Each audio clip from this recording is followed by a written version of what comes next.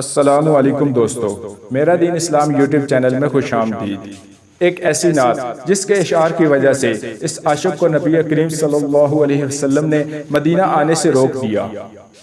حضرت مولانا عبد الرحمن جامی رحمۃ اللہ علیہ ایک نعت لکھنے کے بعد جب حج بیت اللہ کے لیے تشریف لے گئے تو ان کا ارادہ یہ تھا کہ روضہ اقدس کے پاس کھڑے ہو کر اس نعت کو پڑھیں گے۔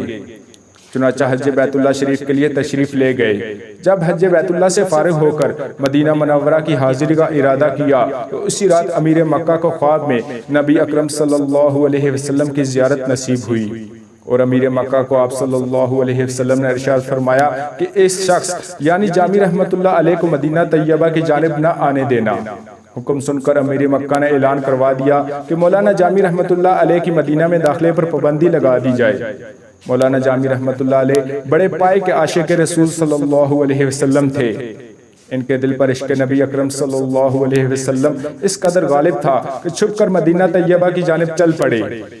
بعض سیرت نگار لکھتے ہیں کہ قافلے میں ایک صندوق میں بند ہو گئے، لیکن پھر بھی امیر مکہ نے نہ جانے دیا، اور بعض لکھتے ہیں کہ بھیڑوں کے ریوڑ میں ان کی کھال اوڑھ کر چلتے چلتے مدینہ طیبہ میں داخل ہونے لگے، پھر بھی نبی پاک صلی اللہ علیہ وسلم نے نہ آنے دیا۔ جب دوبارہ امیر مکہ کو نبی پاک صلی اللہ علیہ وسلم کی زیارت ہوئی اور فرمایا کہ جامی رحمت اللہ علیہ کو میرے روزے پر بالکل نہ آنے دینا، جب اس نے یہ حکم سنا تو اس نے اپنے آدمی دوڑائے جو مولانا جامی رحمت اللہ علیہ کو مدینہ منورہ کے راستے سے پکڑ کر لے آئے، اور امیر مکہ نے مولانا جامی رحمت اللہ علیہ کو سختی سے جیل میں بند کر دیا۔ چنانچہ تیسری مرتبہ پھر امیر مکہ کو نبی اکرم صلی اللہ علیہ وسلم کی زیارت نصیب ہوئی۔ آپ صلی اللہ علیہ وسلم نے فرمایا جامی کوئی مجرم نہیں ہے، بلکہ ہم اس لیے اسے اپنے روزے پر آنے سے روکتے رہے ہیں کہ اس نے کچھ اشعار لکھے ہیں جن کو وہ میری قبر انور پر کھڑے ہو کر پڑھنا چاہتا ہے۔ اگر یہ مدینہ طیبہ پہنچ گیا اور میری قبر انور پر حاضر ہو کر اس نے یہ اشعار پڑھ لیے تو مجھے قبر انور سے باہر نکل کر جامی سے مصافحہ کرنا پڑے گا، لہٰذا اسے ہر حال میں روکا جائے۔ پھر امیر مکہ نے آپ رحمت اللہ علیہ کو قید خانے سے نکالا اور بڑی عزت و تکریم۔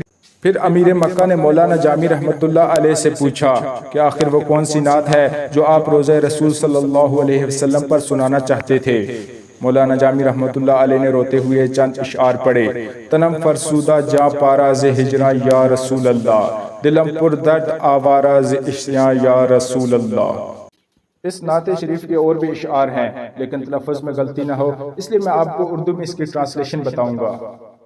یا رسول اللہ صلی اللہ علیہ وسلم، آپ کے ہجر و فراق اور جدائی سے میرا جسم بے حال اور ٹکڑے ٹکڑے ہو گیا ہے۔ یا رسول اللہ صلی اللہ علیہ وسلم، نافرمانیوں اور گناہوں کی وجہ سے میرا دل مرجھا کر در در کی ٹھوکریں کھا رہا ہے۔ یا رسول اللہ صلی اللہ علیہ وسلم، دن رات انتظار کر کے میرا پیمانہ صبر لبریز ہو چکا ہے۔ آقا صلی اللہ علیہ وسلم، کرم نوازی فرمائیے اور میری تنہائی میں تشریف لائیے اور میرے قلب و روح کو تازگی عطا فرمائیے۔ یا رسول اللہ صلی اللہ علیہ وسلم، جب آپ مجھ مسکین و نادار کے غریب خانے پر قدم رنجہ فرمائیں گے تو میں آپ صلی اللہ علیہ وسلم کے نالین شریفین کے نقش پر اپنی جان قربان کر دوں گا۔